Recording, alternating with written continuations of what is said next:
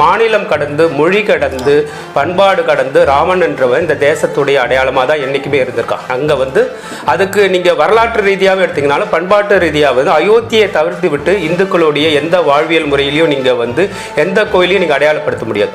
எங்கே நீங்கள் எடுத்து அது 108 திவ்ய தேசங்களாக இருந்தாலும், வைஷ்ணவத்தில் எடுத்தீங்கனாலும், அது நீங்கள் சைவத்தில் எடுத்தீங்கனாலும், சாக்தத்தில் எடுத்தீங்கனாலும், நீங்கள் எந்த ஒரு வழிமுறையில் நீங்கள் எடுத்தீங்கனாலும் மக்கள் கையிலேருந்து பிரிக்க முடியாத ஒரு புண்ணிய தலம் எதுனா அயோத்தியா. அயோத்தியாவை தவிர்த்து நீங்கள் எந்த ஒரு புண்ணிய கஷேத்திரத்தையும் நம்மளால் பேச முடியாது சார். விவசாயமாக இருக்கட்டும், தொழிலாக இருக்கட்டும், பொருளாதாரமாக இருக்கட்டும், நீங்கள் இங்கே இல்லாத வளமே இல்லாததுனால இது உலகத்தின் பார்வையில் எப்பயுமே பாரதன்றது ஒரு கனவு தேசமாக தான் இருந்திருக்கு. பாரதத்துக்கு போய் சேர்ந்துட்டோம்னா நாம் வளமையாக வாழ்ந்துலாம், நம்மளுக்கு ஒரு வளமான வாழ்க்கை உத்தரவாதம் என்ற ஒரு நம்பிக்கை எல்லா படையெடுப்பாளர்கள் கையிலும் இருந்தது. வெள்ளைக்காரர்களாக இருக்கட்டும், அரேபியர்களாக இருக்கட்டும், 8வது 10வது நூற்றாண்டு